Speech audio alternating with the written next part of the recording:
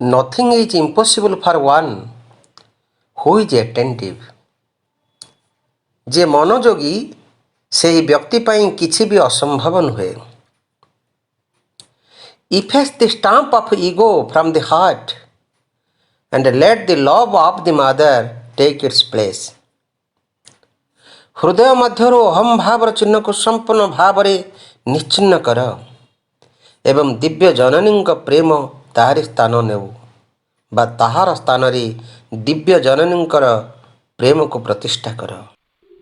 ପରମା ଭାଗବତ ଜନନୀ ଶ୍ରୀମାନ ପରମ ପ୍ରଭୁ ଶ୍ରୀ ଅରବିନ୍ଦଙ୍କ ଚରଣ କମଳରେ ଅନନ୍ତ କୋଟି ପ୍ରଣାମ ଜଣାଇ ଆମେ ଆରମ୍ଭ କରିବାକୁ ଯାଉଛେ ଆଜିର ଅନଲାଇନ ଶ୍ରୀ ଅରବିନ୍ଦ ଆସ୍ପିରେସନ ପାଠଚକ୍ରର କାର୍ଯ୍ୟକ୍ରମ। ଆଜିର ଅନଲାଇନ ଶ୍ରୀ ଅରବିନ୍ଦ ଆସ୍ପିରେସନ ପାଠଚକ୍ରରେ ଉପସ୍ଥିତ ଥିବା ସମସ୍ତ ଭାଇ ବାପାମାନଙ୍କୁ ବନ୍ଦେ ମାତରମ୍ ଆଉ ପ୍ରଣାମ। କାର୍ଯ୍ୟକ୍ରମ ଆରମ୍ଭରେ ଚାଲନ୍ତୁ ଆମେ ନିରବରେ ଧ୍ୟାନସ୍ଥ ହେବା ମନ୍ତ୍ରମୟୀ ସାବିତ୍ରୀ ଉଚ୍ଚାରଣ ସହିତ। ଆଜିର ମନ୍ତ୍ରମୟୀ ସାବିତ୍ରୀ ଉଚ୍ଚାରଣ ପୃଷ୍ଠା ସଂଖ୍ୟା ରହିଛି 185। ଆଜିର ମନ୍ତ୍ରମୟୀ ସାବିତ୍ରୀକୁ ଉଚ୍ଚାରଣ କରିବା ପାଇଁ ଆମେ ନାଲକୋନଗର ଅନୁଗୁଳରୁ ମାମି ବାପାଙ୍କୁ ଆମେ ଅନୁରୋଧ କରିବା, ବାପା ଆପଣ ମନ୍ତ୍ରମୟୀ ସାବିତ୍ରୀ ଉଚ୍ଚାରଣ କରନ୍ତୁ। ଆମେ ସମସ୍ତେ ନିରବରେ ପ୍ରଭୁ ମାଙ୍କୁ ଧ୍ୟାନ କରିବୁ। ସମସ୍ତେ silence. Savitri, Canto 6, The Kingdoms and Godheads of the Greater Life, page number 185.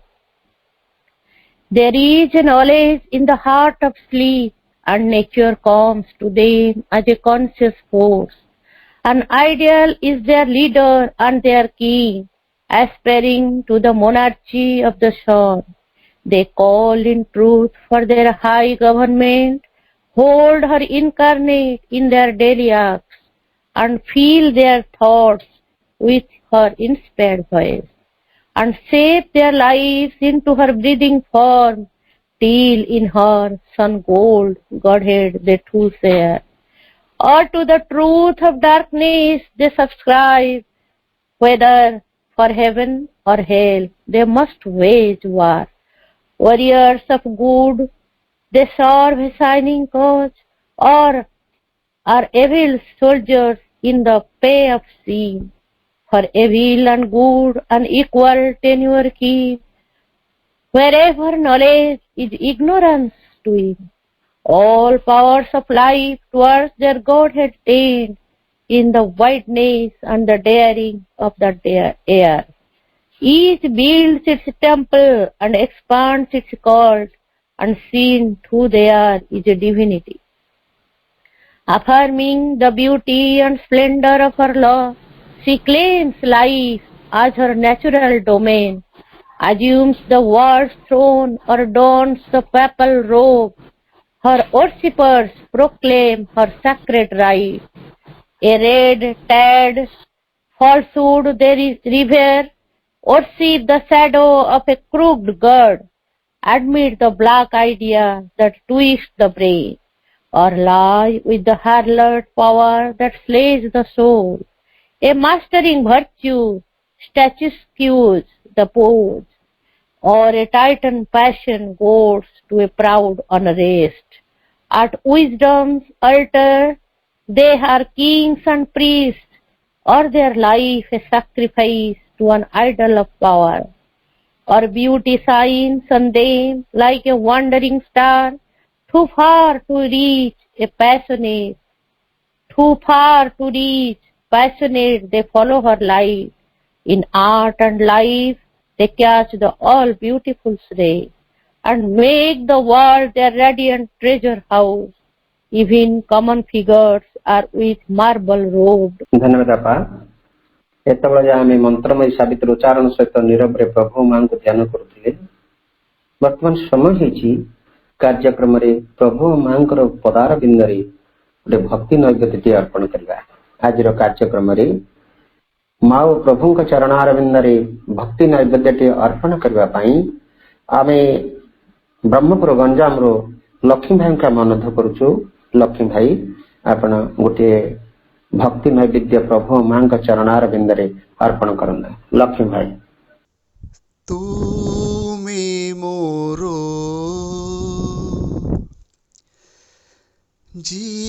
जीवनर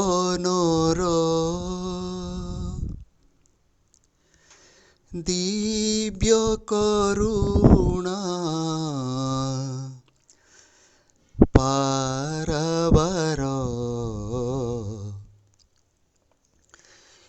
ଏ ଜୀବନ ସ୍ପନ୍ଦିତ ମାଗୋ ଏ ଜୀବନ अर्पित तुमे मोर जीवनर दिव्य करुणा पाराबार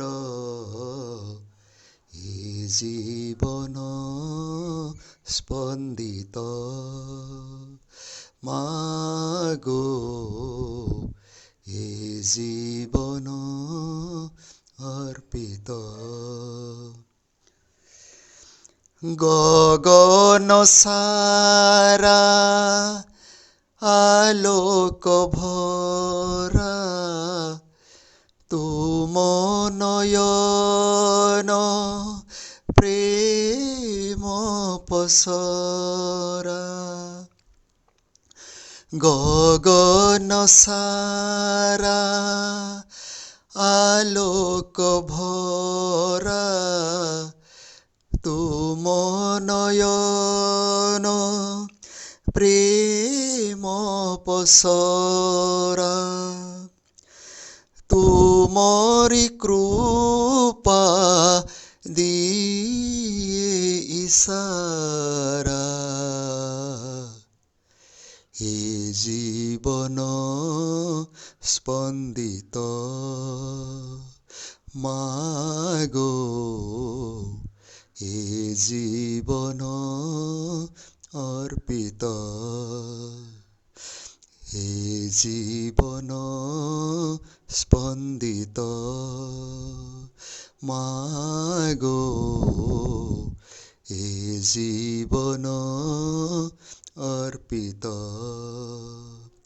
तुमे मोर जीवनर दिव्य करुणा पाराबार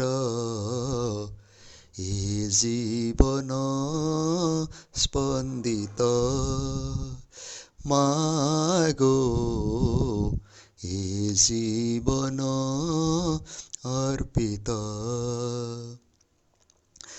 सबुज धरा परस्परा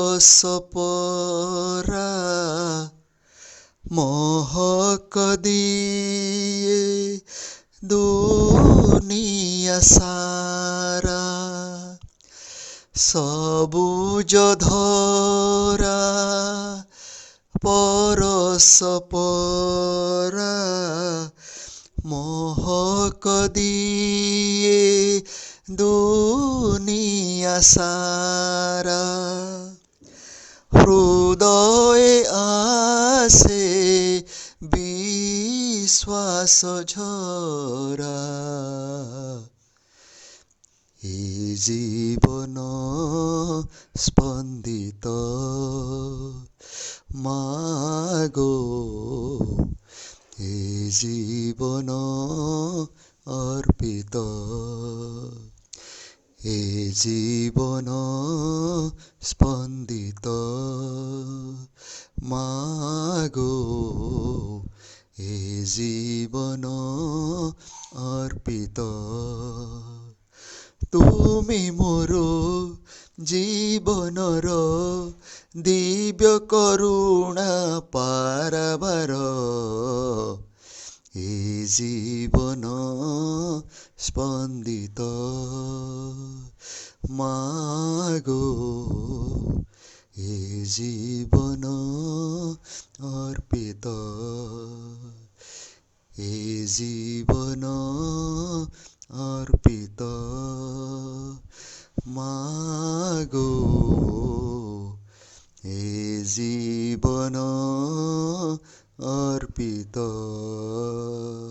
धन्यवाद भाई, बहुत सुंदर हृदय से प्रार्थना प्रभु माँ चरण कमल आपण अर्पण कर स्पंदित आम स्पंदित हो समस्त जीवन ଆମ ସଭିଙ୍କ ଜୀବନ ଏହି ଜୀବନ ତାଙ୍କ ପାଇଁ ଅର୍ପିତ ହେଇଛି ଏବଂ ଏହି ଜୀବନକୁ ସେ ନିଶ୍ଚୟ କୁସୁମିତ କରିବେ, ମଧୁମିତ କରିବେ ଏବଂ ଦିବ୍ୟତ୍ୱରେ ପରିଣତ କରିବେ। ସେ ହିଁ ସବୁ କିଛି ଏହାର ଅଧିକାରୀ, ସେ ହିଁ ସବୁ କିଛି କରିପାରିବେ। କେବଳ ଆମେ ତାଙ୍କ ପ୍ରତି ଉନ୍ମିଳିତ ରହିବା, ଏହା ହିଁ ଏକମାତ୍ର ପନ୍ଥା। ଧନ୍ୟବାଦ ଭାଇ, ବହୁତ ସୁନ୍ଦର ପ୍ରାର୍ଥନାଟି ପାଇଁ। ବର୍ତ୍ତମାନ ସମୟ ହେଇଛି କାର୍ଯ୍ୟକ୍ରମରେ ଆମେ ମାଙ୍କର ଦିବ୍ୟ ଅମୃତ କଥାକୁ ଆମେ ଆଲୋଚନା କରି ଚାଲିଛେ। ମାତ୍ର ରଚନାବଳୀ ତୃତୀୟ ଖଣ୍ଡ, ତାକୁ ଧାରାବାହିକ ଭାବରେ ଆଲୋଚନା କରି ଚାଲିଛେ ଆମେ, ଯାହାକି ଧାରାବାହିକ ଭାବରେ ଆଲୋଚନା କରି ଚାଲିଛନ୍ତି ଆମର କୋରାପୁଟରୁ ପ୍ରତାପ ଭାଇ। ଆମର ଗୋଟେ କଣ୍ଟିନ୍ୟୁ ଡିସ୍କସନ ଚାଲିଛି, ସେ ହଉଛି ଧମ୍ମପଦର ଟୀକା। ଧମ୍ମପଦର ଟୀକାରେ ଗୋଟେ ନୂଆ ଅଧ୍ୟାୟ ଆଜି ଆରମ୍ଭ ହବ, ସେ ହଉଛି ଜରା। ଧମ୍ମପଦର ଟୀକା ଜରା, ତାରି ଉପରେ ଆଲୋଚନା କରିବା ପାଇଁ ଆମେ କୋରାପୁଟରୁ ପ୍ରତାପ ଭାଇଙ୍କୁ ଅନୁରୋଧ କରୁଛୁ। ଭାଇ, ଆପଣ ଆଲୋଚନା ଜାରି ରଖନ୍ତୁ। श्रीमाता शरणं मम, श्री अरविंद शरणं मम। उपस्थित समस्त मातृ संतान मान, आज जो विषय वस्तुटी आलोचना हेबाकु जाउछि तार शीर्षक होउछि जरा। एवं मनीष जो चारोटी दुर्बलता को अतिक्रम करिवो, से भितरु यही गोटे दुर्बलता रही, रोग, दुख, कष्ट, जरा एवं मृत्यु। ये चारोटी को मनुष्यर स्थिति रे अतिक्रम करा जाय पारे ना। मनुष्य जेतेबेले रूपांतरित हबो एवं अतिमानव परिणत हबो, से समय रे ये चारोटी रु से अतिक्रम करि चली जीवो। किंतु आमे जो जरा विषय ये आलोचना करिबा, बुद्धदेवंकर दृष्टि रे एवं माँ तांकु सेई वाक्य गुडी को व्याख्या देइछंती। बुद्धदेव जहा कहि नांती माँ ताकु कहिछंती। तेणु आमे धम्मपदरु देखिबा,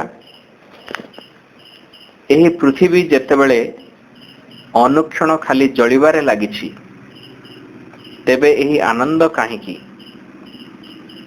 तुमे जे कि केवल नाना छाया द्वारा ही समाच्छन्न होई रहिछ, तुमे काहीकि आलोकर अनुसंधान करुनाह कहिल? तेबे सज्जित होई रहिथिबा एही दीन देहटी आड़कू दृष्टिपात कर। नाना क्षयष्णु उपादानर एही पिंडटी आड़कू अनाई देख। केते केते असक्तता एवं वृथा वासना देई गढ़ा होइथिबा पिंडटी भितरे प्रकृतरे स्थायी एवं स्थिर बोली आउ कौन रहिछि कहिल?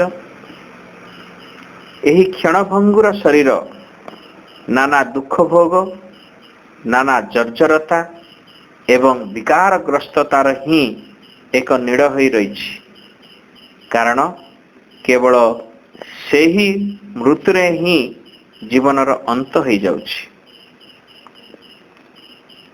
सुखिला रंजारे सरुआ सरुआ लाउ परी एणे तेणे होई रहिथिबा एही धड़ा धड़ा हाड़ केते खंड विषय रे भाविबारे व्यस्त रही तुमे प्रकृत रे केउ सुख पाउछ कहिल?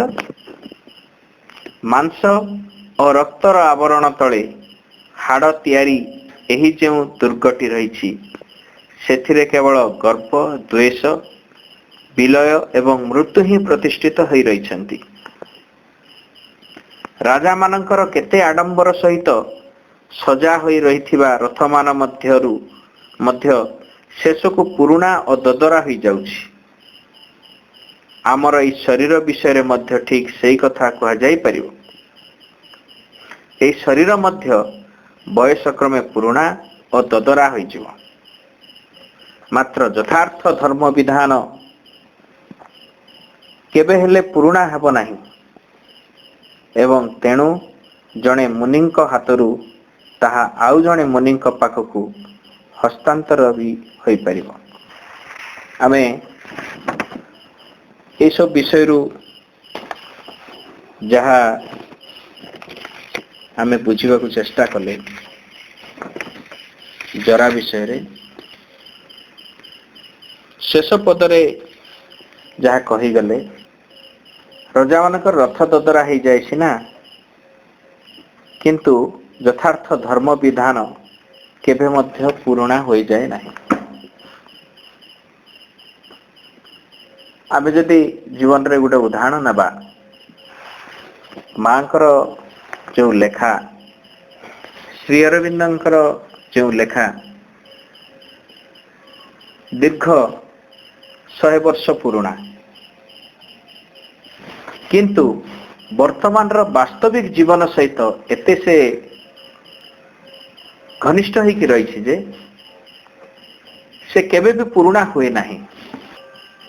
ଅନେକ ଜିନିଷ ବର୍ତ୍ତମାନ ଯୁଗରେ ଅନେକ ଜିନିଷ ଅତି ଅଳ୍ପରେ ଆଉଟଡେଟେଡ ହେଇଯାଉଛି।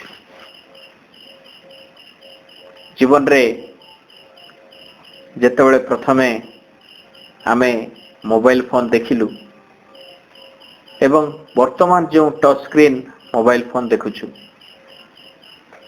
ସେ ତୁଳନାରେ ପୁରୁଣା ଫୋନଟି କେତେ ଆଉଟଡେଟେଡ ହେଇକି ଥିଲା ଏବଂ ଏଇ ଆଉଟଡେଟେଡ ଅତି ଶୀଘ୍ର ଭାବରେ ଘଟୁଛି। ଆଜି ଯେଉଁ ଜିନିଷ ପୁରା ଅପ୍ ଟୁ ଡେଟ୍, କିଛି ଦିନ ପରେ ସେ ଆଉଟଡେଟେଡ ହେଇଯାଉଛି। କିନ୍ତୁ ମାଙ୍କର କଥା ଏବଂ ଶ୍ରୀ ଅରବିନ୍ଦଙ୍କର କଥା ବା ତାଙ୍କ ଲେଖା ଏତେ କାଳଜୟୀ ହେଇଛି ଯେ ସେ କେବେ ବି ପୁରୁଣା ହେଇନାହିଁ। ସତେ ଲାଗୁଛି ବର୍ତ୍ତମାନ ଜୀବନ ପାଇଁ, ଆଜି ପାଇଁ, ଏହି ମୁହୂର୍ତ୍ତ ପାଇଁ ତାହା ପ୍ରଯୁଜ୍ୟ ହେଇକି ରହିଛି। ତାହା କେବେ ବି ପୁରୁଣା ହୋଇଯାଏ ନାହିଁ।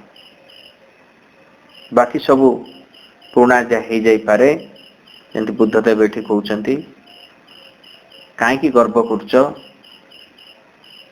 ତୁମକୁ ଟିକେ ଭିତରକୁ ଅନାଅ, ଦେଖ ରକ୍ତ ମାଂସ ହାଡ଼ରେ ତମ ଦେହ ତିଆରି ହେଇଛି। ନାନା କାମନା ବାସନାର ମିଶ୍ରଣରେ ତୁମେ ତିଆରି ହେଇଛ।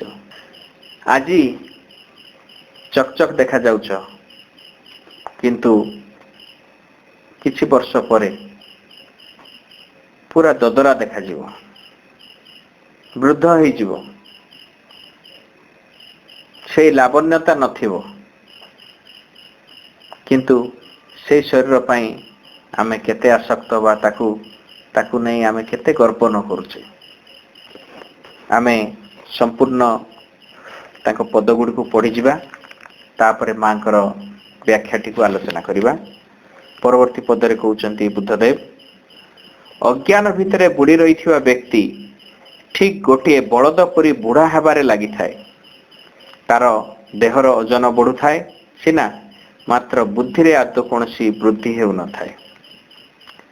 ଏହି ଗୃହଟିର ନିର୍ମାତାଙ୍କର ସନ୍ଧାନ କରି ମୁଁ କେତେବେଳେ ଜନ୍ମର ଚକ୍ରଟି ମଧ୍ୟ ଦେଇ ବୃଥା ଭ୍ରମିବାରେ ଲାଗିଲି ଏବଂ ଜନ୍ମ ଗୁଡ଼ିକର ଏହି ଚକ୍ରଟି ପ୍ରକୃତରେ କେତେ ବେଶୀ ଯନ୍ତ୍ରଣାଦାୟକ ନ ହେଲା? ହେ ନିର୍ମାତା, ଶେଷକୁ ମୁଁ ତୁମକୁ ସାକ୍ଷାତ ଲାଭ କରିପାରିଛି। ମୋର ଏହି ଶରୀର ରୂପୀ ଗୃହଟିକୁ ତୁମେ ଆଉ କଦାପି ଗଢ଼ିବାକୁ ଯିବ ନାହିଁ। ଏହି ଗୃହର ସବୁଯାକ ରୁଅ ଓ ଶ୍ରେଣୀ କେବଳ ଛିନ୍ନ ଛିନ୍ନ ହୋଇ ପଡ଼ିଛି ଏବଂ ଛାତର ମଥାନଟି ମଧ୍ୟ ତଳକୁ ଅଜାଡ଼ି ହୋଇ ପଡ଼ିଲାଣି। ମୋର ବନ୍ଧନମୁକ୍ତ ମନ ଯାବତୀୟ ବାସନାର କ୍ଷେତ୍ରରେ ଏକ ସମ୍ପୂର୍ଣ୍ଣ ନିର୍ବାପନର ଉପଲବ୍ଧି କରିପାରିଛି। ଯେଉଁମାନେ ଆତ୍ମନିୟନ୍ତ୍ରଣର ଏକ ଜୀବନକୁ ବଞ୍ଚି ପାରିନାହାନ୍ତି ଏବଂ ଆପଣାର ଯୌବନ ଅବସ୍ଥାରେ ଯେଉଁମାନେ ଯଥାର୍ଥ ସମ୍ପଦ ଗୁଡ଼ିକର କିପରି ସଞ୍ଚୟ କରିବାକୁ ହୁଏ ସେ ବିଷୟରେ କିଛି ଜ୍ଞାନ ଲାଭ କରିନାହାନ୍ତି, ସେମାନେ ଆହାର ଲାଗି କୌଣସି ମତ୍ସ୍ୟ ନ ପାଇ ହ୍ରଦ କୂଳରେ ମରି ଯାଉଥିବା ବୁଢା ବଗମାନଙ୍କ ପରି ହିଁ ବିନଷ୍ଟ ହୋଇଥାନ୍ତି। କେତେ ସୁନ୍ଦର ଉପମା ଗୁଡ଼ିକ ଦେଉଛନ୍ତି ବୁଦ୍ଧଦେବ। ପ୍ରକୃତରେ ସେଇଆ ଘଟେ। ଯୌବନରେ ଆମେ ଶକ୍ତିର ବହୁତ ଅପଚୟ କରୁ, ଫଳରେ ଯାର ପରିଣାମ ବୁଢା ବୟସରେ ଆମକୁ ଭୋଗିବାକୁ ପଡେ। ସେଇ ସମୟରେ ଆମେ ସେ ଶକ୍ତି ଗୁଡ଼ିକୁ ସଞ୍ଚୟ କରିଥାନ୍ତେ ଯଦି କାମନା ବାସନାର ଖର୍ଚ୍ଚ ନ କରିକି, ତାହେଲେ ଜରା ସମୟରେ ସେ ସବୁ ଆମର କାମକୁ ଆସିଥାନ୍ତା। ଏଇଠି ବୁଦ୍ଧଦେବ ଯେମିତି କହୁଛନ୍ତି, ମାଛ ନ ପାଇକି ବଗମାନେ ଯେମିତି ହ୍ରଦ କୂଳରେ ମରି ଯାଉଥାନ୍ତି କିଛି ନ ପାଇକି, ଠିକ ସେହିପରି ଅବସ୍ଥା ଆମମାନଙ୍କର ହେଇଥାଏ। ଯେଉଁମାନେ ଆତ୍ମନିୟନ୍ତ୍ରଣର ଏକ ଜୀବନକୁ ବଞ୍ଚି ପାରି ନାହାନ୍ତି ଏବଂ ଆପଣାର ଯୌବନ ସମୟରେ ଯେଉଁମାନେ ଯଥାର୍ଥ ସମ୍ପଦ ଗୁଡ଼ିକର କିପରି ସଂଗ୍ରହ କରିବାକୁ ହୁଏ ସେ ବିଷୟରେ କୌଣସି ଜ୍ଞାନ ଲାଭ କରିପାରି ନାହାନ୍ତି, ସେମାନଙ୍କୁ ଆମେ ଗୁଣ ଛିଡ଼ି ଯାଇଥିବା ଧନୁର ସମତୁଲ ବୋଲି ହିଁ ଜାଣିବା। ଆପଣାର ହୃତ ଶକ୍ତି ବିଷୟରେ ସେମାନେ କେବଳ ସୂଚନା ହିଁ କରୁଥାନ୍ତି। ଆଉ ସୁନ୍ଦର ଗୋଟେ ଉପମାଟି ଦେଲେ ବୁଦ୍ଧଦେବ, ଯେମିତି ଧନୁର ତାର ଯୋଉ ତାର ଥାଏ ସେଇଟା ଯେତେବେଳେ ଛିଡ଼ି ଯାଇଥାଏ, ସେହିପରି ଅବସ୍ଥା ହୁଏ ଯେତେବେଳେ କୌଣସି ବ୍ୟକ୍ତି ଯୌବନ ସମୟରେ ଯାହା ସଂଗ୍ରହ କରିବା କଥା ତାହା ସଂଗ୍ରହ କରିପାରି ନାହିଁ। ମାଙ୍କର ବ୍ୟାଖ୍ୟା ଦେଖିବା। ମା କହୁଛନ୍ତି ଏଇଠି ଯୋଉ ଜିନିଷକୁ ଏଇଠି ପରିଷ୍କାର ଭାବରେ କୁହାଯାଇ ନାହିଁ, ତାକୁ ମା ପରିଷ୍କାର ଭାବରେ କହିବାକୁ କହୁଛନ୍ତି। ସେ ଗୋଟେ କଥାଟି କହୁଛନ୍ତି ନା କଣ, ବୟସ ବଢିଗଲେ ବାର୍ଦ୍ଧକ୍ୟ ଆସେ, ତା ଅପେକ୍ଷା ଆଉ ଏକ ବିପଜ୍ଜନକ ବାର୍ଦ୍ଧକ୍ୟ ଅଛି, ତାହା ହେଉଛି ଅଧିକ ବାସ୍ତବ ସତ୍ୟଯୁକ୍ତ ବାର୍ଦ୍ଧକ୍ୟ। ସେଇ ବାର୍ଦ୍ଧକ୍ୟ ହେଉଛି କଣ ନା ବୃଦ୍ଧି ଲାଭ କରିବାର ଅସମର୍ଥତା, ଆଗକୁ ଯିବାର ଅସମର୍ଥତା। ବାର୍ଦ୍ଧକ୍ୟ ତ ସମସ୍ତଙ୍କ ଜୀବନରେ ଆସେ, ତାଠୁ ଅଧିକ ବିପଦପୂର୍ଣ୍ଣ ବାର୍ଦ୍ଧକ୍ୟ ଗୋଟେ ଅଛି ଯାହାକି ବୟସ ଦୃଷ୍ଟିରୁ ଆସେ ନାହିଁ। ଯେତେବେଳେ ଜଣେ ବୃଦ୍ଧି ଲାଭ କରିବାକୁ ଅସମର୍ଥ ହେଇଯାଏ, ଆଗକୁ ପାଦ ବଢାଇବାକୁ ଅସମର୍ଥ ହେଇଯାଏ, ସେଇ ବାର୍ଦ୍ଧକ୍ୟ ଅଧିକ ବିପଦପୂର୍ଣ୍ଣ। ମା ତାକୁ ଡିଟେଲ ବୁଝଉଛନ୍ତି। ତୁମେ ଆଗକୁ ଯିବା ଯେମିତି ବନ୍ଦ ହୋଇଯାଏ, ଜୀବନରେ କୌଣସି ଅଗ୍ରଗତି ନ କରି ତୁମେ ଯେମିତି ଅଧ ବାଟରେ ଅଟକି ରହିଯାଅ, ଆପଣାକୁ ଆହୁରି ଅଧିକ ଭଲ କରି ତିଆରି କରିବାର ତୁମର ପ୍ରୟାସଟି ଯେମିତି ବନ୍ଦ ହୋଇଯାଏ, ଅଧିକ ଅର୍ଜନ କରିବା ଓ ଅଧିକ ଅଭିବୃଦ୍ଧି ଘଟାଇବା ଯେମିତି ବନ୍ଦ ହୋଇଯାଏ, ଆପଣାର ଜୀବନରେ ଅଧିକରୁ ଅଧିକ ପରିବର୍ତ୍ତନ ସମ୍ଭବ କରିବା ଯେପରି ବନ୍ଦ ହୋଇଯାଏ, ସେତେବେଳେ ତୁମେ ପ୍ରକୃତରେ ବୁଢା ହେବାକୁ ଆରମ୍ଭ କର। ଅର୍ଥାତ୍ ତୁମେ ସମ୍ପୂର୍ଣ୍ଣ ବିଘଟନ ଅଭିମୁଖରେ ତଳକୁ ତଳକୁ ଖସି ଚାଲିଯିବାରେ ଲାଗିଥାଅ। ମା କେତେ ସୁନ୍ଦର କଥା କହୁଛନ୍ତି। ବାର୍ଦ୍ଧକ୍ୟ, ପ୍ରକୃତ ବାର୍ଦ୍ଧକ୍ୟ କଣ ନା ଯେତେବେଳେ ଜଣେ ନିଜକୁ ସଂଶୋଧନ କରିବାର ବୟସ ଚାଲି ଯାଇଛି ବୋଲି ଭାବେ। ଜଣେ 100 ବର୍ଷରେ ନିଜର ଭୁଲଟିକୁ ସଂଶୋଧନ କରିବାର ତା ଭିତରେ ପ୍ରବଳ ଇଚ୍ଛା ଅଛି, ତାହେଲେ ସେ 100 ବର୍ଷର ବୁଢା ନୁହେଁ, ସେ ଯୌବନ ଭିତରେ ଅଛି ବୋଲି କୁହାଯିବ। କିନ୍ତୁ ଜଣେ ଅଳ୍ପ ବୟସରେ ହିଁ ଆଉ ସଂଶୋଧନ ହେଇପାରିବନି ବୋଲି ଆଶା ଛାଡ଼ି ଦେଇଛି ଏବଂ ଚିରାଚରିତ ସେ ଯେମିତି ବଞ୍ଚିଛି ତା ଭିତରେ ସନ୍ତୁଷ୍ଟ ହେଇକି ରହିଛି, ତାହେଲେ ଜଣାଯିବ ବାର୍ଦ୍ଧକ୍ୟ ତାକୁ ଗ୍ରାସ କରି ସାରିଲାଣି। ଯାହା ମା କହୁଛନ୍ତି, ସେ ଏମିତି ଯୁବାବସ୍ଥାର ବ୍ୟକ୍ତି ମାନଙ୍କୁ ଦେଖିଛନ୍ତି ଯୋଉମାନେ କି ବୁଢା ହେଇଗଲେଣି ଏବଂ ଏପରି ସେ ବୃଦ୍ଧ ମାନଙ୍କୁ ଦେଇଛନ୍ତି ଦେଖିଛନ୍ତି ଯେଉଁମାନଙ୍କର କି ଯୌବନ ଅବସ୍ଥା ଏବେ ମଧ୍ୟ ଅଛି। ଯଦି ଅଗ୍ରଗତି କରିବାର ଆମ ଭିତରେ ଯଦି ବହ୍ନି ଶିଖାଟି ଆମେ ତାକୁ ବହନ କରି ଚାଲୁଥାଉ ଆଉ ଆମ ଜୀବନରେ ଅଧିକରୁ ଅଧିକ ପରିବର୍ତ୍ତନ ଘଟଉ, ସେଇ ଶିକ୍ଷାଟିକୁ ପ୍ରଜ୍ୱଳିତ କରି ରଖିବାରେ ଅତି ସାବଧାନ ସହିତ ପଦକ୍ଷେପ ଗୁଡ଼ିକୁ ଆମେ ନେଉ। ଏକ ନୂତନ ଅଗ୍ରଗତି ନିମିତ୍ତ ନିଜକୁ ସବୁବେଳେ ଖୋଲିକି ରଖୁ। ଏକ ନୂତନ ଅଭିବୃଦ୍ଧି, ନୂତନ ପରିବର୍ତ୍ତନ ଲାଗି ନିଜକୁ ଖୋଲିକି ରଖୁ। ତେବେ ଜଣାପଡ଼େ ଏଇଥିରୁ ଆମେ ଚିର ତାରୁଣ୍ୟର ଅଧିକାରୀ ହୋଇ ରହିଛେ ବୋଲି। ଅନ୍ୟ ପକ୍ଷରେ ଯଦି କହିବା, ଯେତିକି ହାସଲ ହୋଇ ସାରିଛି ବେଶ ହେଇଯାଇଛି, ମୁଁ ଯାଇ ମୋ ଲକ୍ଷ୍ୟରେ ପହଞ୍ଚି ସାରିଛି, ବର୍ତ୍ତମାନ ଯାହା ଜୀବନରେ ପ୍ରୟାସ କରିଛି ତାକୁ ଉପଭୋଗର ସମୟ। এই ପ୍ରକାର ଯେମିତି ଅନୁଭୂତିଟି ଯେତେବେଳେ ଆସେ, ସେତେବେଳେ ଆମେ ଯେତେବେଳେ ପୁରାପୁରି ଜଡ଼ସ୍ଥ ହେଇଯାଉ, ସ୍ଥାଣୁ ହେଇଯାଉ, ସେହି ସମୟରେ ଆମେ ସେ ଜରା ଦ୍ୱାରା ଜର୍ଜରିତ ଏବଂ ଆମର ମୃତ୍ୟୁ ଅନିବାର୍ଯ୍ୟ ବୋଲି, ଅତି ନିକଟରେ ମୃତ୍ୟୁ ଅଛି ବୋଲି ଜାଣିବା। ତେଣୁ ଆମମାନଙ୍କର ମନୋଭାବ ରହିବ, ଯାହା କିଛି ସମ୍ପାଦନ ହେଇଛି ମୋ ଦ୍ୱାରା ଏବଂ ଯାହା ସମ୍ପାଦିତ ହେଇନାହିଁ ତା ତୁଳନାରେ କିଛି ବି ନୁହେଁ। ମୋତେ ପ୍ରତି ମୁହୂର୍ତ୍ତରେ ଚାଲିବାକୁ ଚାଲିବାକୁ ଚାଲିବାକୁ ଚାଲିବାକୁ ହବ। ଚରେଇବେତି ଚରେଇବେତି ଚରେଇବେତି ଚରେଇବେତି ଜୀବନର ଧର୍ମ ହେଇକି ରହିବ। କେବେ ବି ପଛକୁ ଅନେଇବା ନାହିଁ, ଆଗକୁ ସର୍ବଦା ଅନେଇବା ଏବଂ ନିରନ୍ତର ଚାଲୁଥିବା। ତାହେଲେ ଚିର ଯୌବନରେ ଥିବା ଏବଂ ଯେଉଁଦିନ ପଛକୁ ଦେଖିବା ଆରମ୍ଭ କରିବା, କେତେ ବାଟ ଆସିଲି, ତାହେଲେ କ'ଣ ହେଇଥିବା ନା ସେଦିନ ଆମେ ବୁଢ଼ା ହେଇଯାଇଥିବା। ମା ନଳିନୀକାନ୍ତକୁ ଯେତେବେଳେ ବୋଧହୁଏ 80 ବର୍ଷ ହେଲା ନା କ'ଣ, ସେ ସମୟରେ ଗୋଟେ ସ୍ପେଶାଲ ପ୍ରୋଗ୍ରାମ କରିବାକୁ ସାଧକ ମାନେ କହିଲେ, ନଳିନୀଦାଙ୍କର ବାର୍ଥଡେ କୁ ଆମେ ସେଲିବ୍ରେସନ କରିବାକୁ ଚାହୁଁ। ମା ପୁରାପୁରି ଗମ୍ଭୀର ଭାବରେ କହିଥିଲେ, ତୁମେ କ'ଣ ଏହା ଚାହୁଁଛ କି ନଳିନୀକୁ 80 ବର୍ଷ ହେଇଯାଇଛି ବୋଲି, 80 ବର୍ଷର ବୁଢ଼ା ହେଇଯାଇଛି ବୋଲି ତୁମେ ତାଙ୍କୁ ସଚେତନ କରାଇବା ପାଇଁ? ଆଶ୍ରମରେ ଯେତେବେଳେ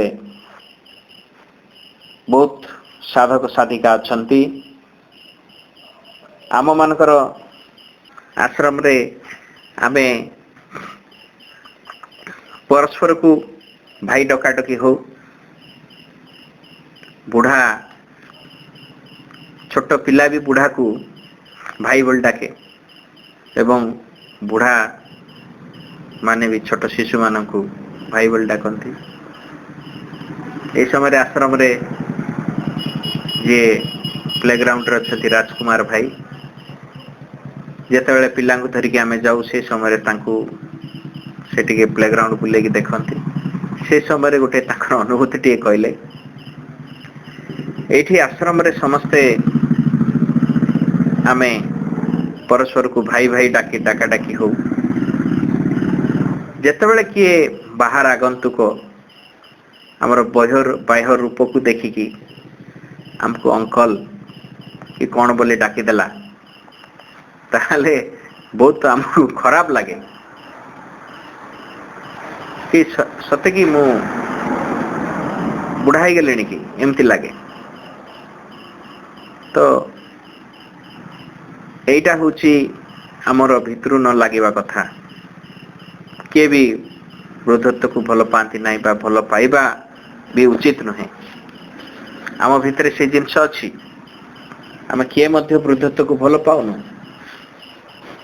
ସମସ୍ତେ ତାର ନିରାକରଣ କରିବାକୁ ଚାହୁଁଛୁ, କିନ୍ତୁ ବାହ୍ୟ ନିରାକରଣ କରିବାକୁ ଚେଷ୍ଟା କରୁଛେ। ଯେତେବେଳେ ବୃଦ୍ଧତ୍ୱ ଆସୁଛି, ଚୂଳ ଯେତେବେଳେ ପାଚୁଛି, ବାହାରୁ କଳା ମଗେଇକି ଲଗେଇ ଦଉଛୁ, ଭାବୁଛୁ ମୁଁ କାଳେ ଚିର ଯୌବନ ଆସିଯିବ କଳା ଲଗେଇଲେ। ଏବଂ ମୁହଁର ଯୋଉ ଚମକତା ଚାର୍ମିଂ ଚାଲି ଯାଉଛି। ତେଣୁ ଅତି ଦାମିକା ଯାହା ଯାହା ପ୍ରସାଧନ ସାମଗ୍ରୀ ଅଛି ତାକୁ ଲଗେଇବାକୁ ଚେଷ୍ଟା କରିକି ମୁହଁର ଚାର୍ମିଂ ରଖିବାକୁ ଚେଷ୍ଟା କରୁଛୁ। କିନ୍ତୁ ଅସଲ କଥା ହଉଛି, ଯଦି ଭିତରେ ତୀବ୍ର ଆସ୍ପୃହା ଅଛି ଅଗ୍ରଗତି କରିବାକୁ, ତାହେଲେ ତାକୁ ସେ ଯୌବନରେ ଅଛି ବୋଲି କୁହାଯାଇପାରିବ। ଆମେ ସମସ୍ତେ ହଠାତ୍ ବୁଢା ହେଇଯାଉଛେ ଏବଂ ମାଙ୍କର ସ୍ପର୍ଶ ପାଇ ପୁଣି ଚିର ଯୌବନ ପାଉଛେ। ହଠାତ୍ ମନେକର ମନ ଭିତରେ ନିରାଶ ପଳେଇ ଆସୁଛି, ଆଉ ହବ ନାହିଁ, ତ ଆମେ ହଠାତ୍ ବୁଢା ହେଇଗଲେ। ସେଇ ସମୟରେ ଗୋଟେ ପିଲାର ପ୍ରଚେଷ୍ଟାଟି କଣ? ନିଶ୍ଚୟ ହବ ବୋଲି ସେ ଲାଗିଥାଏ। ବାରମ୍ବାର ଭାଙ୍ଗି ଯାଉଥିଲେ ବି ସେ ଲାଗିଥାଏ। କିନ୍ତୁ ବୁଢା ଯୋଉମାନେ ଟିକେ ଏକ୍ସପିରିଏନ୍ସ ହେଇଗଲେଣି, ସେମାନେ କଣ କହିବେ? ଏଇଟା ହବନି ଜମା, ସେଇଟା ହବନି ତାଙ୍କ ଦ୍ୱାରା ମଧ୍ୟ। ଏବଂ ଆମେ ନେକ୍ସଟ ଚାପ୍ଟରକୁ ଯିବା। ନେକ୍ସଟ ଚାପ୍ଟର ହଉଛି ଅହଂ।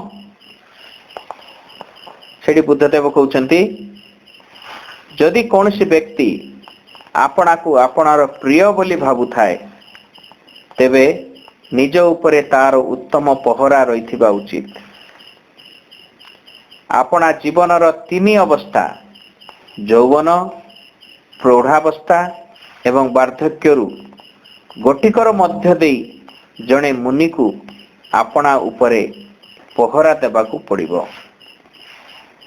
ସର୍ବପ୍ରଥମେ ଆପଣାକୁ ଯଥାର୍ଥ ମାର୍ଗରେ ଆଣି ପ୍ରତିଷ୍ଠିତ କରିବାକୁ ପଡ଼ିବ। ତାପରେ ଯାଇ ସେ ଅନ୍ୟମାନଙ୍କୁ ମଧ୍ୟ ସେ ବିଷୟରେ ପରାମର୍ଶ ଦେଇପାରିବ। ଏହିପରି ଭାବରେ ଜଣେ ମୁନି ସକଳ ପ୍ରକାର ଅପବାଦର ଊର୍ଦ୍ଧ୍ୱରେ ହିଁ ରହିଥାଏ। ଜଣେ ବ୍ୟକ୍ତି ଅନ୍ୟମାନଙ୍କୁ ଯେଉଁ ବିଷୟ ଶିକ୍ଷା ଦେଉଛି, ଯଦି ସେ ସ୍ୱୟଂ ତାର ଆଚରଣ କରୁଥାଏ ଏବଂ ସ୍ୱୟଂ ସେ ବିଷୟରେ ନିପୁଣ ହୋଇ ରହିଥାଏ, ତେବେ ଯାଇ ସେ ଅନ୍ୟମାନଙ୍କୁ ଉତ୍ତମ ରୂପେ ପଥ ପ୍ରଦର୍ଶନ କରିପାରିବ।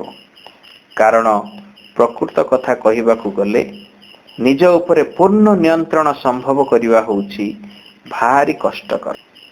ଯୋଉ ବୋଧେ ଯୋଗ ସମନ୍ୱୟରେ ଶ୍ରୀ ଅରବିନ୍ଦ କହିଛନ୍ତି, ସାଧନ ଚତୁଷ୍ଟୟରେ ଗୁରୁ କଥା। ଗୁରୁ କଣ କରନ୍ତି? 3ଟି ଉପାୟରେ ତାଙ୍କ ଶିଷ୍ୟକୁ ଠିକ ମାର୍ଗକୁ ନେଇ ଆସନ୍ତି। ପ୍ରଥମ ମାର୍ଗଟି ହେଲା ଶିକ୍ଷାଦାନ, ଅର୍ଥ ଠିକ ଉପଦେଶ ଦେବା, ପିଲାମାନଙ୍କୁ ଉତ୍ତମ ଉପଦେଶ। ଦ୍ୱିତୀୟଟି ହେଉଛି ଉଦାହରଣ ମାନେ ସେ ଯାହା କରୁଛନ୍ତି କହୁଛନ୍ତି ତାହା ହିଁ ଶିଶୁ ଆଗରେ କରୁଛନ୍ତି। ଏବଂ ତୃତୀୟଟି ହେଉଛି ପ୍ରଭାବ। ଏବଂ ଶ୍ରୀ ଅରବିନ୍ଦ କହୁଛନ୍ତି ଏହି ତୃତୀୟ ପ୍ରଣାଳୀଟି ସବୁଠୁ ଅଧିକ ପ୍ରଭାବଶାଳୀ।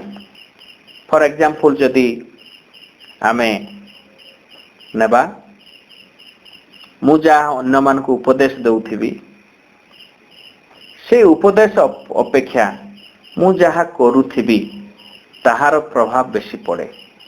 ଏବଂ ତାଠୁ ଅଧିକ ପ୍ରଭାବ ପଡ଼େ ଯୋଉ କଥାଟିକୁ ନେଇ ମୁଁ ଅନ୍ତର ଭିତରେ ସବୁବେଳେ ଘାରି ହେଉଥାଏ। ମନେକର ଅନ୍ତର ଭିତରେ ମୁଁ ମାଙ୍କୁ ନେଇ ବହୁତ ଘାରି ହେଉଥାଏ, ମାଙ୍କ ଭିତରେ ଭିତରେ ଭିତରେ ଅନ୍ୱେଷଣ କରୁଥାଏ ବେଶୀ, ତାହେଲେ ମୋ ଦ୍ୱାରା ମୋ ଚାରି ପାଖରେ ଯୋଉମାନେ ଆସିବେ ସେଇମାନଙ୍କ ଭିତରେ ଗୋଟେ ପ୍ରଭାବଟିଏ ପଡ଼ିବ ଏବଂ ସେମାନେ ମଧ୍ୟ ଅନ୍ୱେଷଣ କରିବେ। ଏଇଟା ହେଉଛି ପ୍ରଭାବର ପ୍ରକ୍ରିୟା। ଜଣେ ଅନ୍ତର ଭିତରେ ଯାହାକୁ ଧରିଛି ତାକୁ ନେଇ ଘାରି ହେଇଛି, ଅନ୍ୟମାନଙ୍କର ପ୍ରଭାବ ଅନ୍ୟମାନଙ୍କ ଉପରେ ସେ ପ୍ରଭାବଟି ପକେଇ ପାରିବ। ଜଣେ କବି ଯେତେବେଳେ ଗୋଟେ ସ୍ଥାନରେ ରହିଯାଏ, ସେ ଘରର ଚାକର ଚାକରାଣୀ ମଧ୍ୟ କବି ହେଇଯାଇ ପାରନ୍ତି ସେଇ କବିତାର ପ୍ରଭାବରେ। ତ ଶ୍ରୀ ରାମକୃଷ୍ଣଙ୍କର ଜୀବନରେ ଗୋଟେ ଉଦାହରଣଟି ଅଛି। ଛୋଟ ପିଲାଟିର ମାର ଗୋଟିଏ ଅଭିଯୋଗ ଥିଲା, ପିଲାଟି ବହୁତ ଚିନି ଖାଉଛି ବୋଲି, ଏବଂ ମାଙ୍କର କଥା ସେ ଶୁଣୁନାହିଁ। ମା ଆସି ରାମକୃଷ୍ଣ ପରମହଂସଙ୍କୁ କହୁଛନ୍ତି, ବାବା ଆପଣ ଯଦି କହିବେ ତାହେଲେ ଇଏ ଚିନିଟାକୁ ବେଶୀ ଖାଇବାଟା ବନ୍ଦ କରିଦେବ। କିନ୍ତୁ ରାମକୃଷ୍ଣ ପରମହଂସ କିଛି କହୁନାହାନ୍ତି, କହୁଛନ୍ତି 15 ଦିନ ପରେ ଆସ, ତାପରେ କିଛି ବ୍ୟବସ୍ଥା କରିବା। 15 ଦିନ ପରେ ଆସିଲା ପିଲାଟି। ତାପରେ ଶ୍ରୀ ରାମକୃଷ୍ଣ କହିଲେ ତାଙ୍କୁ, ବାବାରେ ଚିନିଟା ସ୍ୱାସ୍ଥ୍ୟ ପକ୍ଷେ କ୍ଷତିକାରକ, ତେଣୁ ତୁମକୁ ଚିନିଟା ଛାଡ଼ିବାକୁ ପଡ଼ିବ। ପିଲାଟି ଛାଡ଼ିଦେଲା। ମା ତାର ପ୍ରଶ୍ନ ଥିଲା ମାନେ ସମାଧାନଟି ଅତି କେଇ ପଦର ସମାଧାନ ସେ ବୁଝିଲା, କିନ୍ତୁ ଏଇ ସମାଧାନଟା 15 ଦିନ ପୂର୍ବରୁ ହେଇପାରିଥାନ୍ତା ନା ନାହିଁ। ସେ 15 ଦିନ ପୂର୍ବରୁ ସେ କଥା ଯଦି କହିଥାନ୍ତେ ତାହେଲେ ତାର ଫଳ ଏଇପରି ହେଇଥାନ୍ତା, କେବେ ବି ହେଇ ପାରିନଥାନ୍ତା। କଣ ପାଇଁ? 15 ଦିନ ପୂର୍ବରୁ ସେ ନିଜେ ଚିନି ଖାଉଥିଲେ, ଏ 15 ଦିନ ସେ ଚିନି ଉପରେ ନ ଖାଇବାର ସଂଯମତା ଆଚରଣ କରିଛନ୍ତି। ଫଳରେ ତାର ପ୍ରଭାବଟି ଶିଶୁ ଉପରେ ପଡ଼ିଛି କଥାର। ତେଣୁ ଯାହା ଆମେ କରୁଛେ ଆମର ତାହା ଆମେ ଯାହା ଉପଦେଶ ଦଉଛେ ତାର ଅନୁରୂପ ହେବା ଉଚିତ। ନିଜେ ନାନା ମିଛ କହିବା, ପିଲାମାନେ ସେମିତି କୁହନ୍ତି, ଇଣ୍ଟିଗ୍ରାଲ ସ୍କୁଲର ପିଲାମାନେ ତ ଅଧିକ କୁହନ୍ତି, କ'ଣ ପାଇଁ? ବହୁତ ତାଙ୍କୁ ସ୍ୱାଧୀନତା ଦିଆଯାଇଥାଏ। ସେମାନେ ଯେତେବେଳେ ଭାଇମାନଙ୍କୁ କି ଅପାମାନଙ୍କୁ କମ୍ପ୍ଲେନ୍ କରନ୍ତି, ମା ବାପା ଆସି, ବୁଝିଲ ଭାଇ ଅମୁକ ପିଲାଟା, ମୋ ପିଲାଟା ବହୁତ ମିଛୁଆ ଭାଇ, ବହୁତ ମିଛ କହୁଛି। ପିଲାଟି ସାଙ୍ଗେ ସାଙ୍ଗେ ଉତ୍ତର ଦେଇଦେବ, ମିଛୁଆ ମୁଁ ନା ତୁ? କାଲି ବାପା ଘରେ ଥିଲେ, ସେ ମଉସା ଆସି ପଚାରିଲା ବେଳେ ବାପା ନାହାନ୍ତି ବୋଲି କହିଦେଲୁ, ମୁଁ ମିଛୁଆ ନା ତୁ ମିଛୁଆ? ତ ଜୀବନ ଏବଂ ବାସ୍ତବ ଜୀବନ ଏବଂ এই ଉପଦେଶ ଭିତରେ ଯେତେବେଳେ ତଫାତ ଆସେ, ମୋ ଜୀବନର ଗୋଟେ ଘଟଣାଟିଏ କହିବି। ମୁଁ ଗୋଟେ ମୋ ବନ୍ଧୁଙ୍କ ଘରେ ଯାଇଥାଏ। ବନ୍ଧୁଟି ଅତି ଜୀବନର ଚାକଚକ୍ୟକୁ ଉପଭୋଗ କରିବାରେ ମାତି ଯାଇଛି। ବେଶ କୋଠା ଘର ଅଛି, ବେଶ ରୋଜଗାର ଅଛି, ଏବଂ ସେଇ ଘରେ ଯେତେବେଳେ ମୁଁ ପହଞ୍ଚିଲି ସେ ସମୟରେ ମୋର ଗୋଟେ ଫୋନ କଲଟି ଆସିଲା। ମତେ ଜଣେ ଫୋନରେ ପଚାରିଲେ କି ତୁମେ କୋଉଠି ଅଛ, ଏବଂ ମୁଁ ଯୋଉଠି ଥିଲି ସେ ଉତ୍ତରଟି ଦେଲି, ମୁଁ ଅମକ ଜାଗାରେ ଅଛି। ସେଇଠି ତାଙ୍କ ପୁଅଟି ଶୁଣୁଥିଲା, ମତେ ଆଶ୍ଚର୍ଯ୍ୟ ହେଇକି ଅନେଇଲା। ମୁଁ କହିଲି, ବାବା କାହିଁକି ଆଶ୍ଚର୍ଯ୍ୟ ହେଇକି ଅନଉଛ?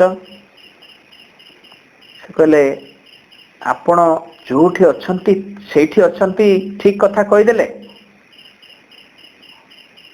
ଆପଣ ମନେକର କଟକରେ ଅଛନ୍ତି, प्रश्न ଯେତେବେଳେ କିଏ ଫୋନ ରେ କହୁଛି କଟକରେ ମୁଁ ଆପଣ କୋଉଠି ଅଛନ୍ତି ବୋଲେ କଟକରେ ବୋଲି ଉତ୍ତର ଦେଇ ଦଉଛନ୍ତି। ହଁ ଏଠି ଅସୁବିଧା କ'ଣ? ମୁଁ କଟକରେ ଅଛି, କଟକରେ ଉତ୍ତର ଦେବି। ମୁଁ ତମ ଗାଁରେ ଅଛି, ତେଣୁ ତମ ସେଇ ଉତ୍ତରଟି ଦେଲି। ପିଲାଟି ଆଶ୍ଚର୍ଯ୍ୟ ହେଇଗଲା। ଆମ ବାପା ଏଇଠି ଘରେ ଥିବେ, କୋଉଠି ଅଛ ବୋଲେ ଅଫିସରେ ଅଛି, କୋଉ ଗାଁରେ ଅଛ ବୋଲେ ସେ ଥିବେ କୋଟପାଟରେ, କହିବେ ଜୟପୁରରେ ଅଛି। କେତେବେଳେ ବି ସତ କଥା କୁହନ୍ତି ନାହିଁ। ତ ପିଲା କେତେ ସରଳ ଦେଖନ୍ତୁ। ଏବଂ ସେ ପିଲାଟି କ'ଣ କରେ, ବାସ୍ତବ ଜୀବନରେ ଏହା ହିଁ ସତ୍ୟ ବୋଲି ଭାବେ। କଥାକୁ କୁହ ସତ କହି, ସତ କହି ପଛେ ମରିବି, ପ୍ରାର୍ଥନାରେ ଗାଇବା ସିନା, କିନ୍ତୁ ବାସ୍ତବ ଜୀବନରେ ମିଥ୍ୟା କରିବାକୁ ପଡ଼ିବ। ତ ଏଇଠି ବୁଦ୍ଧଦେବ କହୁଛନ୍ତି, ତୁମେ ଯାହା କହୁଛ ତାକୁ ଯେମିତି ଆଚରଣ କରୁଥିବା ଉଚିତ।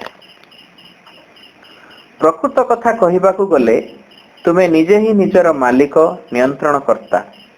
କାରଣ ତୁମକୁ ଛାଡ଼ି ଏହି କ୍ଷେତ୍ରରେ ପ୍ରକୃତରେ ଆଉ କିଏ ନିୟନ୍ତ୍ରଣକାରୀ ହୋଇପାରିବ? ନିଜ ଉପରେ ପୂର୍ଣ୍ଣ ନିୟନ୍ତ୍ରଣ ଅର୍ଜନ କରିପାରିଲେ ତଦ୍ୱାରା ଯେଉଁ ନିୟନ୍ତ୍ରଣ ଶକ୍ତି ସମ୍ଭବ ହୋଇଥାଏ, ତାହା ହାସଲ କରିବା ପ୍ରକୃତରେ କଷ୍ଟକର। ଜଣେ ନିର୍ବୋଧ ବ୍ୟକ୍ତି ସ୍ୱୟଂ ଯେଉଁ ମନ୍ଦ କାର୍ଯ୍ୟଟି କରିଥାଏ, ଯେଉଁ ମନ୍ଦ କାର୍ଯ୍ୟଟି ତା ନିଜଠାରୁ ନିଷ୍ପନ୍ନ ହୋଇଥାଏ ଏବଂ ସର୍ବପ୍ରଥମେ ତାହା ଭିତରେ ଆରମ୍ଭ ହୋଇଥାଏ, ହୀରା କୌଣସି ଏକ କଠିନ ମୋତିକୁ ଖଣ୍ଡ ଖଣ୍ଡ କରି ଚୂନା କରିଦେବା ଭଳି ସେହି ମନ୍ଦ କାର୍ଯ୍ୟଟି ତାକୁ ପ୍ରକୃତରେ ଖଣ୍ଡ ଖଣ୍ଡ କରି ଚୂନା କରିଦିଏ। ପୁଣି କହୁଛନ୍ତି, ଶାଳ ଗଛକୁ ଆଶ୍ରୟ କରି ଲତା ଯେପରି ମାଡ଼ିଏ, ଠିକ୍ ସେହିପରି ଯିଏ ଆପଣାର ମନ୍ଦ କୃତିର ଜାଲ ଭିତରେ ଫାଶ ପଡ଼ି ରହିଥାଏ, ସିଏ ଆପଣାର ଅନେକ କ୍ଷତି କରିଥାଏ। ତାର ଶତ୍ରୁ ତାର ଯେଉଁ କ୍ଷତି କରିବ ବୋଲି ଇଚ୍ଛା କରିଥାଏ, ସେ ନିଜେ ହିଁ ନିଜର ସେଇ କ୍ଷତିକୁ କରିଥାଏ। ନିଜର ନିଜେ କ୍ଷତି ଘଟାଇବା ଓ ଅନର୍ଥ କରିବା ବଡ଼ ସହଜ କଥା, ମାତ୍ର ଯାହା ଭଲ ଓ ଲାଭଦାୟକ ତାହା କରିବା ପ୍ରକୃତରେ କେଡ଼େ କଷ୍ଟକର। ଆପଣାର ଅବିବେଚିତ ମତ ଗୁଡ଼ିକ ସକାଶେ ଯେଉଁ ନିର୍ବୋଧ ବ୍ୟକ୍ତି ପ୍ରବୀଣମାନଙ୍କର ଶିକ୍ଷା ଗୁଡ଼ିକୁ ବର୍ଜନ କରେ, ଉଦାର ତଥା ନ୍ୟାୟପରାୟଣ ବ୍ୟକ୍ତିମାନଙ୍କର ଶିକ୍ଷାକୁ ପ୍ରତ୍ୟାଖ୍ୟାନ କରେ, ସିଏ ତାର ଆପଣା ବିନାଶକୁ ହିଁ ସ୍ୱୟଂ ଡାକି ନେଇ ଆସେ। ବାଉଁଶ ଗଛର ଫଳ ଯେପରି ବାଉଁଶ ଗଛକୁ ମାରିଦିଏ, ଠିକ୍ ସେହିପରି ମନ୍ଦ କାର୍ଯ୍ୟ କରୁଥିବା ଜଣେ ବ୍ୟକ୍ତି ଆପଣାର ହିଁ କ୍ଷତି କରିଥାଏ। ମନ୍ଦକୁ ଏଡ଼ିବା ଦ୍ୱାରା ମନୁଷ୍ୟ ଆପଣାକୁ ଶୁଦ୍ଧ ରଖିବାରେ ସମର୍ଥ ହୁଏ। ତେଣୁ ଶୁଦ୍ଧତା ଓ ଅଶୁଦ୍ଧତା ଦୁଇଟି ଯାକ ଆମ ନିଜ ଉପରେ ନିର୍ଭର କରୁଛି। ଜଣେ ବ୍ୟକ୍ତି ଆଉ ଜଣେ ବ୍ୟକ୍ତିକୁ କଦାପି ଶୁଦ୍ଧ କରିଦେଇ ପାରିବ ନାହିଁ। ଯେଉଁଥିରେ ଆପଣାର ସର୍ବୋଚ୍ଚ ହିତ ହେବ, ସିଏ ଯେତେ ବଡ଼ ହୋଇଥାଉ ପଛକେ ଆଉ ଜଣଙ୍କର ଅନୁଗମନ କରିବ ବୋଲି କେହି ଯେପରି ସେଇଟି ପ୍ରତି ଅବହେଳା ନ ଦେଖାଏ, ତା ଆପଣା ଆଚରଣର ସର୍ବୋତ୍ତମ ମାର୍ଗଟିକୁ ପରିଷ୍କାର ଭାବରେ ଜାଣି ସେ କଦାପି ସେଥିରୁ ବିଚ୍ୟୁତ ହୋଇଯିବ ନାହିଁ।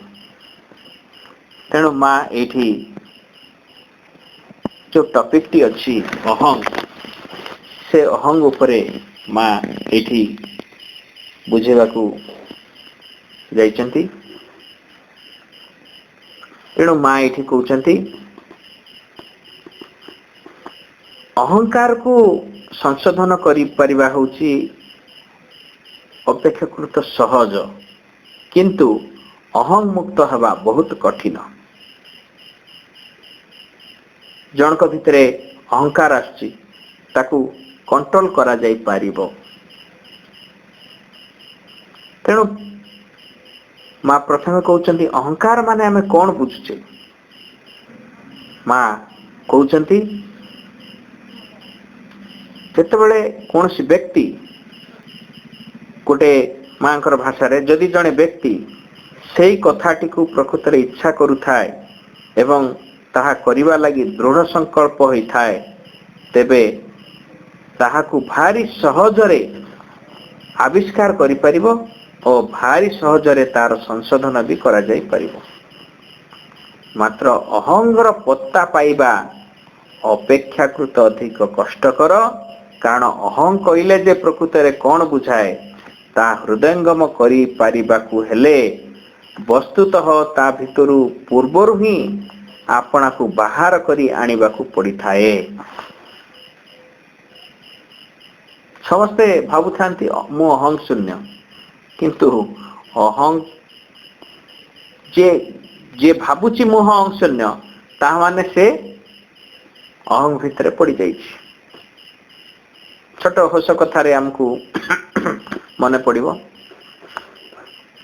5 ଜଣ ବନ୍ଧୁ ଡିସାଇଡ୍ କଲେ ସେମାନେ ପରସ୍ପର ସହିତ କଥା ହେବେ ନାହିଁ, ପାଟିରୁ ଗୋଟିଏ ବି ଶବ୍ଦ ଉଚ୍ଚାରଣ କରିବେ ନାହିଁ। ଏ ଭିତରୁ ଗୋଟେ ବନ୍ଧୁ ପ୍ରଥମେ କିଛି ଗୋଟେ ଶବ୍ଦ ଉଚ୍ଚାରଣ କରିଦେଲା ପରେ ଦ୍ୱିତୀୟ ଜଣ ବନ୍ଧୁ କହିଲା, ଆରେ ତୁ ତ ପାଟି ଖୋଲିଦେଲୁ। ତୃତୀୟ ଜଣ ବନ୍ଧୁ କହିଲା, ତୁ ବି ତ ପାଟି ଖୋଲିଦେଲୁ। ଚତୁର୍ଥ ବନ୍ଧୁ କହିଲା, ତୁ ବି ତ ପାଟି ବନ୍ଦ କରିଦେଲୁ ଏବଂ ଏ ପାଟି ଖୋଲିଦେଲୁ। ଏବଂ ଶେଷରେ ପଞ୍ଚମ ବନ୍ଧୁ କହିଲା, କିଛି କ୍ଷଣ ରହି ସାରିଲା ପରେ, କେବଳ ମୁଁ ହିଁ ଏକା ରହିଲି ପାଟି ନ ଖୋଲିକି। ଠିକ୍ ସେମିତି ଅହଂ କ୍ଷେତ୍ରରେ ମଧ୍ୟ ଯେତେବେଳେ ଜଣେ କହେ ମୁଁ ଅହଂ ଶୂନ୍ୟ, ସେତେବେଳକୁ ଜାଣିବାକୁ ପଡ଼ିବ ସେ ଅହଂରେ ପୂର୍ଣ୍ଣ ହେଇଗଲାଣି। ତେଣୁ ଅହଙ୍କାରକୁ ସଂଶୋଧନ କରିଦେବାଟା ସହଜ, କିନ୍ତୁ ଅହଂ ଏକ ବ୍ୟାପକ ଜିନିଷ, ଅତି ସୂକ୍ଷ୍ମ ଜିନିଷ। ତାକୁ ନିରାକରଣ କରିବା କଷ୍ଟକର। ତେଣୁ ଜାଣିବା ପ୍ରକୃତରେ ଅହଂଟି କେମିତି। ଅହଂର ଆବଶ୍ୟକତା ଥିଲା ଜଣକୁ ବ୍ୟକ୍ତି ରୂପେ ପ୍ରତିଷ୍ଠା କରି ରଖିବା ତାର ଦାୟିତ୍ୱଟି ଥିଲା। ବର୍ତ୍ତମାନ କିନ୍ତୁ ତା କାମ ସରିଯାଇଛି। ଘରେ ଯେତେବେଳେ ଛାତ ପଡ଼େ, ପ୍ରଥମେ ଫଲ୍ସର ଆବଶ୍ୟକତା ପଡ଼େ ଏବଂ ଯେତେବେଳେ ଛାତଟି ଟାଣ ହେଇଯାଏ, ସେତେବେଳେ ସେ ଫଲ୍ସ ଗୋଟିଏ ତାର ଗୋଟେ ଅନ୍ତରାୟ ରୂପେ ଛିଡ଼ା ହୁଏ। ସେ ଫଲ୍ସକୁ କାଢ଼ିବାକୁ ପଡ଼େ। ଠିକ୍ ସେମିତି ଆମର ବ୍ୟକ୍ତିତ୍ୱ ଗଠନରେ ଅହଂର କାମ ଥିଲା। ବର୍ତ୍ତମାନ ଆମେ ଆଧ୍ୟାତ୍ମିକ ହେବାକୁ ହେଲେ ଅହଂଟି ଗୋଟିଏ ବଡ଼ ବାଧା ହେଇକି ଆମ ପାଖରେ ରହିଛି। ତେଣୁ ତାକୁ ବର୍ତ୍ତମାନ କାଢ଼ିବାର କ'ଣ ପ୍ରୟାସ କରିବା ଉଚିତ। ମା ଏଇଠି ପୁଣି କହୁଛନ୍ତି, ପ୍ରଥମେ ନିଜକୁ ଗୋଟିଏ ସଚେତନ ବ୍ୟକ୍ତି ରୂପେ ତିଆରି କରିବା, ତାପରେ ଅହଂକୁ ବିଦାୟ ଦେଇ ଦିବ୍ୟ ହୋଇଯିବା। ମା ଗୋଟେ ସୁନ୍ଦର କଥାଟିଏ କହୁଛନ୍ତି, ତୁମେ ତୁମର ଅହଂକୁ କୁହ ତୁମର ସମୟ ଚାଲିଗଲାଣି। Tell your ego your time is over। ତେଣୁ ମାଙ୍କ କାର୍ଯ୍ୟରେ ଯଦି ଅହଂକୁ ନେଇ ଚାଲିବା, ପ୍ରତି ପଦକ୍ଷେପରେ ମାଡ଼ ହିଁ ଆମକୁ ବାଜିବ। ଜଣେ ଭଲରେ କଥାଟିଏ ଯଦି କହିବ, ତାହେଲେ ମଧ୍ୟ ତାକୁ ଆମକୁ ବାଧିବ ବହୁତ, ଯଦି ଆମେ ଅହଂ ଭିତରେ ଥିବା। ଟିକିଏ ଅହଂରୁ ହଟିଯିବା, ତାହେଲେ ତା ଭିତରେ ସଂଗତି ଆସିବ, ସୌନ୍ଦର୍ଯ୍ୟ ଆସିବ, ଉତ୍ତମ ବୁଝାମଣାଟି ଆସିପାରିବ। ମା କହୁଛନ୍ତି, ଅହଂକାର କ'ଣ ସେ କଥା ପ୍ରତ୍ୟେକ ଲୋକ ଜାଣିଛନ୍ତି। ଅହଂକାରଟି କ'ଣ? ଯେତେବେଳେ ତୁମେ ସବୁ କିଛିକୁ କେବଳ ନିଜ ଆଡ଼କୁ ଟାଣି ଆଣୁଥାଅ ଏବଂ ଅନ୍ୟ ମଣିଷମାନଙ୍କ विषय तुमर आदौ कौन सी आग्रह न थाए सेतेबेले तुमर सही अवस्थाटी को अहंकार बा अहंगवादिता बोली कहाजिवो। तुमे जेतेबेले निजक ही पृथ्वीटा जाकर केंद्र रूपे आनी अवस्थापित करी रखि थाओ, केवल तुम निज सहित कौन ना कौन प्रकार संबंधित रही ही अन्य जावतीय वस्तुर कौन हेले अस्तित्व रही थाए सेतेबेले ताहाकू अहंगवादिता बोली कहाजिवो। मात्र एटा मध्य अत्यंत स्पष्ट कथा जे मुझे प्रकृत रे अहं केंद्री होई रही छी से कथा आदौ न देखि परिबा सकाशे मते प्रकृत रे अंध होई रहिबाकू पड़िबो। अल्प बहुत प्रत्येक मनुष्य अहंगवादी और स्वार्थ केंद्रिक होई रही थांती एवं अहंगवाद को अंततः केतेक परिमाण रे अवसंभावी बोली साधारणतः ग्रहण करी निया जाई थाए। जेमती आमे स्कूल को जेतेबेले जाऊ सेतेबेले मो निज छुआ पाई ही किछि खाइबाटा धरिकी जाई थाए, किंतु पृथ्वी रे एमती गोटे देश अछि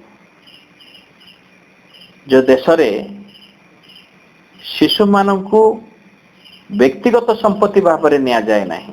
जेमती मोर जदि छुआ अछि मोर छुआ बोली भाबू, किंतु गोटे देश अछि जोठी छुआटी होची देशर बोली भाबंती। तेणु सेमाने अन्य छुआ निज छुआ भितरे किछि तारतम्य करंती नाही। सेमानकर गोटे स्कूल गला बेले गोटे तांग भितरे गोटे आपस मेला मिशा थाए कौन ना किछि पिलांकु नहीं गोटे अभिभावक किछि दूर नहीं कि जाए एवं से अन्य जगह रे आउ जणे अभिभावक थाए से पिला मानकु नहीं आउ जगह को जाए एमिति जाई कि शेषरे जणे स्कूल रे नहीं पहुंचे दिए एवं आनिला बेले मध्य ठीक सही परि अति सुंदर सेमानकर मनोवृत्ति। हाँ आमे से अहंग भितरे आलोचना करुथिले तो से अहंकार टी चिन्हवाटा हमको अति सहज एवं आमे स्वाभाविक मानि थाउ जे एटा मनुष्य पाखरे रहिबो बोली। जेतेबेले आमे जोग भितरे पसिलु सेतेबेले आमे जानिलु एहा आम पाखरे रहिबा उचित नहीं। जे जेतेबेले जने भल भल ब्यास माने पूरा विलास व्यसन भितरे गोटे घरटी तैयारी करछि एवं तार बंधु जेतेबेले बुली जाउछि सेतेबेले तार अहंकारिता जोगु से प्रत्येक जिनस ताकु देखौछि ए जिनस मु दिल्ली रु आनिछि कि बॉम्बे रु आनिछि किबा फॉरेन रु आनिछि एते टंका पड़िथिला एमिति निजर बाहा बाहा मारु थाए। किंतु जणे जेतेबेले जोग भितरे पसि जाइछि वर्तमान आमे से प्रकार करि परिबा कि आमे जानि दबा एटा होछि अहंकार एटा करबा उचित नह। आम पाखरे अंततः एतिकी स्पष्ट हो गलानी आमे किछि किछि जानि लेनी ए अहंकार को बेसी दूर आमे प्रश्रय देई परिबा नाही। आकु आमे आ काम करबा को देबा नाही। कौन पे मां हमको कहिसेंती कौन ना तार समय चली गलानी बोली ताकु कहि देबा पड़िबो। तेणु अहंगुरु आमे मुक्त हवा को पड़िबो एवं जणे जेते उदार हबो जेते विशाल हबो ता पाखरे ए अहंटी धीरे धीरे धीरे धीरे धीरे धीरे कमी कमी आसीबो एवं दिने ए अहंटी चली जीवो केतेबेले जणे जेतेबेले ए मानवरु अति मानवर सीमा भितर पशिबो सेठी अहंगर स्थान नाही। सेठी आत्मा आत्मा ही विराजमान आत्मार राज्य सेठी आउ अहंगर राज्य नहीं। आमर एई